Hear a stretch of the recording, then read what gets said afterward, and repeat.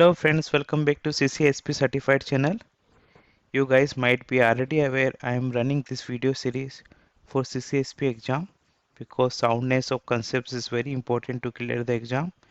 I already have covered topic 1 and 2. Those were related to encryptions, cryptography, and the topic 2 was the identity access management IAM. And you can expect around 25 to 30 questions from topic 1 and topic 2. Topic 3 I started as a cloud concepts and 4 lectures already published. Today I am recording the lecture 5, that is business continuity and disaster recovery. This is also very important topic for exam, and as I mentioned there is no separate category of this topic in the syllabus, but I am collecting the important concepts from all the domains and clubbing them together in this topic 3. So today business continuity and disaster recovery, RPO, RTO will focus on those concepts, and you can expect around 3 to 4 questions from this topic 3 lecture 5 itself.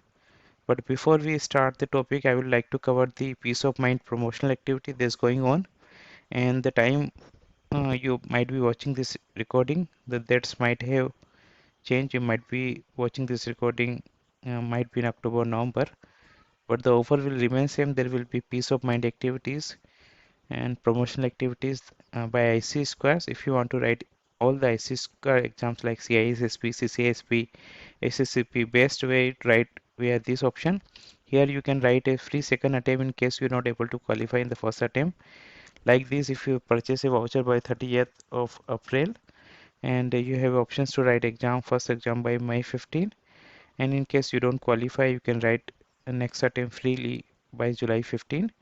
But again, I mentioned that is better options to write the exam, because if you go with the free mind, you may qualify in the first attempt only, like I have did, and couple of my students qualified in the first attempt only. And even in the worst case, in case you don't qualify, still you get a fair idea of the exam, and you can definitely get benefit and get qualified in the next attempt. So to get benefit, or to get avail this offer, I normally conduct my batches, and my current batch is already started. They started from 11th April onward. I promise that you become a CCSP certified in 25 classes.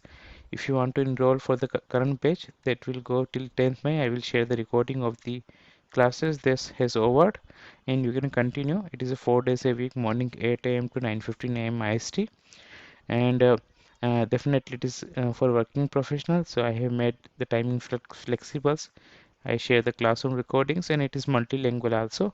Like in current batch, my majority of the students are Hindi medium, so I am teaching in Hindi, but exam is in English, so I teach in English also based on the audience type. And in case the dates are over and you might be watching this recording maybe beyond May, you can write me at the ccspcertified at gmail.com for getting idea of the latest batches. And one more service I'm offering for working professionals, in case they are not able to join dedicated classes because of the office timing, work-life balance, and various reasons. They can purchase the classroom recordings, and I not only I will share the recordings, I will share the content, PPT, and the test series, question banks, and my guidance. And you can purchase all of this in the nominal prices. You can write me for the same. You can get idea of how I'm teaching from the one classroom recording I have uploaded. I will share this link of the same in the description. And as I mentioned there, uh, I'm I'm supporting all the languages which I know, and that in current page I'm teaching Hindi in Hindi also. So I will upload the recording both English class and Hindi class also. You can get idea and enroll accordingly. Now we come to the topic of the business continuity disaster recovery, and this is very important topic for exam perspectives. So um, you might have already heard about the what is business continuity and disaster recovery, but I quickly recap that every business want that their business should remain to continue. There should be no disaster, and because of that they add additional resources, hardware, or the resources to keep the business running. So they add a load balancer, they create clusters of the servers, clusters of the load balancers, cluster of the middleware components, cluster of the databases, and they want to ensure that there is no disaster happen and business keep on running. But it does not, we cannot control the disasters. It may happen even though we have enough contingency. So for that we plan for the disaster recovery, and there are three types of disaster recovery possible in the industry. One is cold, second is warm, third is hot. And the minor difference is, in the cold is the most simplistic type of disaster recovery site. There is no infra, there is no data, just consists of the element to provide power and networking capabilities as well as cooling. So it is the components that will be required or the prerequisites for a disaster or site to be prepared. So there is no infra purchased and there is no data copied here, and only there is a setup. Actually there is a uh, structure built. The setup has internet connectivity, power connectivity, cooling, all this ready, so quickly the infra can be set up in the cold side. Second is warm side. Warm side is ready to go in one sense, but they still need to have a data transported to them for a use in the recovery should be a disaster occurs. So in the warm side, we have infra, we have a networking, power, cooling, all components ready, but data is not there, live data is not there. We need to copy the live data in the warm side, but hot side the same as the warm side, but there is a full data replication between the business side and the disaster side, and they are easy or ready to earn whenever they require. Though it is a costlier solution, it is not easy to manage and sync the data, and it keep on running this system. It is not very easy. There's a so cold is the cheapest solution, but definitely it need more downtime when there's a disaster happen, or infra need to be set up and the system need to be get ready. Warm is relatively a better solution. Just infra is ready and data need to be replicated. Hot is more complex to deliver. And there are three allowed BCDR setups possibilities. There is one possibility that business continuity can be on-site and disaster can be any CSP. Second is business continuity site can be at CSP and disaster can be on same CSP. And third one is BC at the CSP and DR on the other CSP. The third one is a base approach. There is no approach like BC at the CSP and DR at the on-site, because we have seen that on-sites are only used when there is a disaster happen.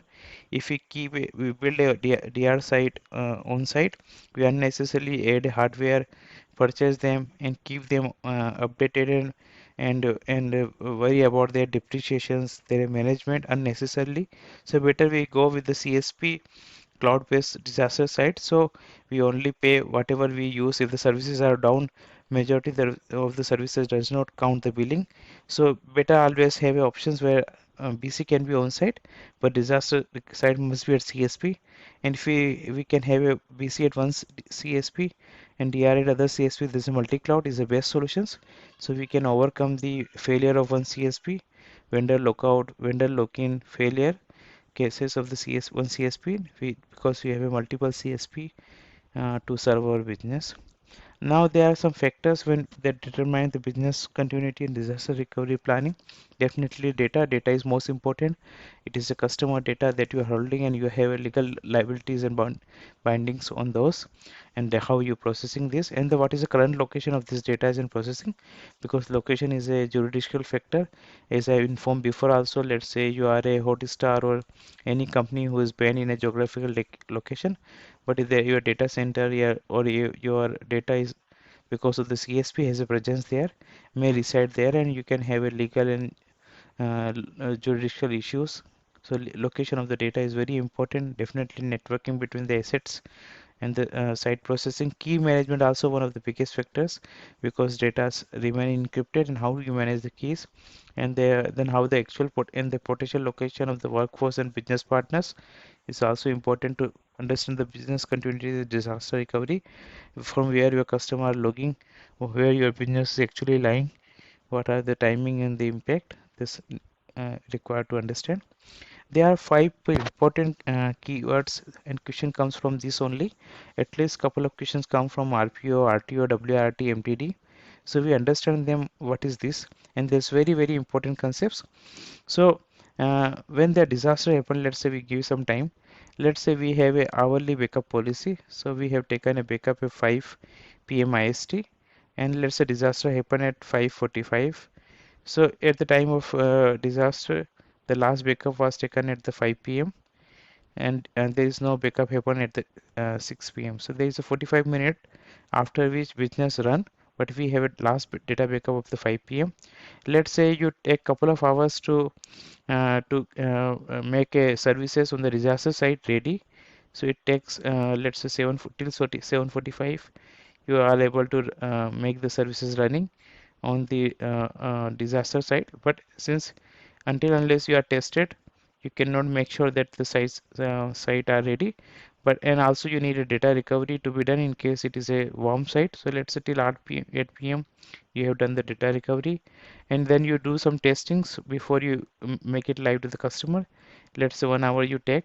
So from after the testing, if the system's ready and some checks happens, the data recovery and the testing and the systems back to normal at the 10 p.m. IST. So there is a downtime happened between 5:45 to 9 from 10 p.m. Till that time the system was in recovery time and the business started working from the normal operations. So the RPO is the RPO is that the data loss that counts. So RPO terms recovery point object. It is to calculate the data loss. In that case, the data loss is 45 minutes. We have taken a backup at 5 p.m. and when the disaster happened at 5:45, in that 45 minutes, if there is a multiple accounts get created, password has changed, policy has modified, those data will be lost because there is no backup has taken. And then when the recovery will happen here, once the services are started, and you will not able to restore the data. So RPO is calculated the data loss in terms of the time. RTO is a loss of the services till the services or the system was down, and definitely it is down in terms of the testing. So before let's say the services goes down at 5:45 and 2 hours is being used to start the services on the DR side. RTO is measured in that time only. Though the system is not available for the end user, it will be available from 10 p.m. onward only. But the RTO is calculated is the in the recovery time object, the time you will take to recover the services on the other side. And there is a two more term WRT and MTD. WRT is the time requires that to and the data recovery and the testing. So data recovery and testing time is known as WRT, and MTD is the sum of RTO and WRT. This is the actual downtime. So for end user application would remain down from 5:45 to 10 p.m. and that's known as a MTD. And there's one more term we'll understand, that is the RSL. So we'll read their definition one more time and we'll go back to diagram one more time. So RPO is a recovery point object. It determines the maximum acceptable amount of data loss measured in time. So in previous diagram we have seen the last backup was taken at 5 p.m. and the disaster has happened on the 5:45. So RPO will be 45 minutes. So it is determined the time, how much time data is lost is RPO. RTO is a determine the maximum tolerable amount of time needed to bring all the critical system back to the online. So they are online, but they are not available to the customer. So to start the service on disaster side, whatever time is required is a recovery time object. WRTs determine the maximum tolerable amount of time that is needed to verify the systems and or the data integrity. So we will bring the data of the disaster site and then we make a testing, and then the time requires it work recovery time. And there are two more terms. This MTD is a maximum tolerable downtime. It defines the total amount of time that a business process can disrupt it without causing any unacceptable consequences. So we have seen that the disaster has happened for 5:45.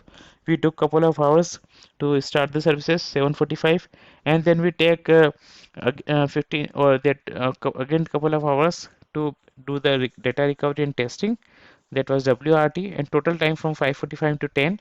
It is a MTD. There's one more important term, the recovery service level, RSL. So RSL is defined the percentage of the, it is a percentage measurement level. How much computing power is necessary based on the percentage of the production systems needed during a disaster.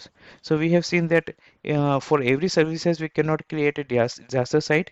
We only create for the critical applications, and the RSL is the percentage of the services that is recovered at the disaster site. So disaster can be a complete replica, cannot be complete replica of production, and we only invest money only for the critical application or critical businesses for which is we have a strong or tight SLA requirements. So RSL is a percentage of the replica, the production, the DR has of the production. There's a last thing which is very important is the business impact analysis. So business impact analysis is like it is the process which determine the what are the critical functions we need to create a disaster site for them. So we have seen that disaster cannot be 100% replica of the production. So in the business impact analysis, there are few steps mentioned there, but that's not important. The only important the business impact analysis gave the critical applications, and that's why we defined the RSL value. It also defined the RTO values for those critical applications based on the SLA we have committed with the customers, and the last term is RPO, the recovery point object. How much, what will be backup strategies for us these applications? How much data loss is acceptable for them? And there is one concept, data dispersions. We will see in the other cloud concepts that makes the zero data loss. So to make a zero data loss, we'll keep the data replicated between production or BC side and DR side. There's now the data dispersals. We'll see that. So per RPO determine what is the backup strategies. Are you ready to lose a 1 hour data? Then you add a 1 hour hourly backup strategies. If you are accept to lose a 12 hours, you make a half a day data strategies twice a day. So this determine the RPO. And definitely couple of questions come in the exams from these concepts as I mentioned before, and we'll see what type of questions comes. There are few simple questions we'll cover as we always cover. So first question is, what is the primary goal of the disaster recovery planning? A, integrity of the data. B, preservation of the business capital. C, restoration of the business process. And D, look, safety of the personnel. So in these four options, C looks much better, restoration of the business process, but answer will be safety of the personnel. And the reason is the human life is the highest impact of the risk.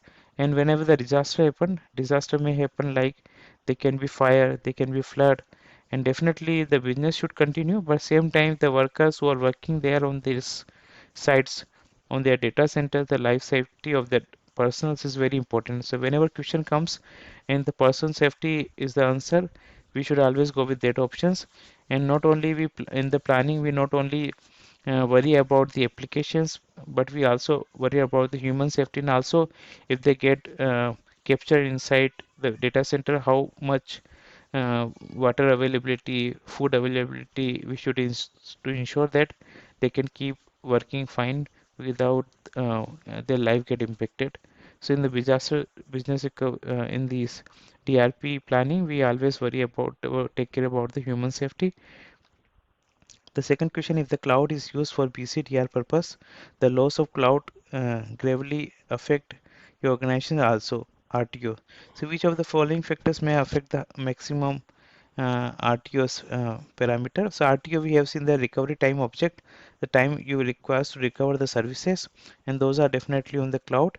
So we have seen that any administrative accounts, a specific VM or the policies documents, they may not impact as much as the ISP connectivity. If you cannot connect to the disaster site, you will not able to start the services, and the highest impact will be ISP connectivity. And definitely after this policy and the documents also will have an impact, but out of these four options, the right options or best option will be ISP connectivity. The next one is the business BCDR strategies do not typically involve the entire operations of an organization, but only those deemed critical to the business. Which concept permit the amount of services that need to be recovered to meet the BCDR objective? So we have seen that we cannot make a 100% replication of the production to the DR. We only worried about the critical business applications, and the percentage is determined by the RSL. RSL is the one which determines what is the percentage of the DR of the production. The second last is, which of the following action might be taken as part of the business continuity plan? So we have seen that every business want that they should continue the business.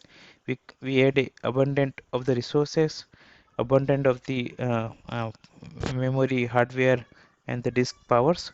So in out of these four options, the first one, the restoring from the backup tapes. It is the option related to the disaster side when we make a restorations. The implementing the rate, definitely it is part of the disaster business continuity. We add a more hardware components, so there is no disaster happens, no data loss happens. The answer will be B.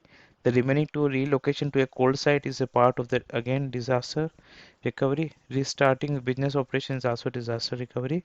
But if we implement the rate, there is a more continuity, there is no disaster happens. Which of the following determine the asset critical access recovery time RTO and the recovery time RPO for the BCDR purpose?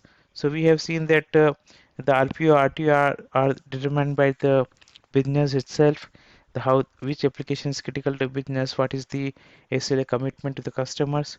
So definitely there is no standard industry standard for this one. And there might be a regulatory mandate, but it's not necessary for the all the applications. If the business driver is most important rather than the user inputs, what is the business requirements of the each applications, and that determine the RPO RTO. So that's for today. Hope you have liked these concepts. Keep following these ones to get more idea, and subscribe these channels so you don't miss any of these videos in future. Thank you. Like my channel, subscribe my channel.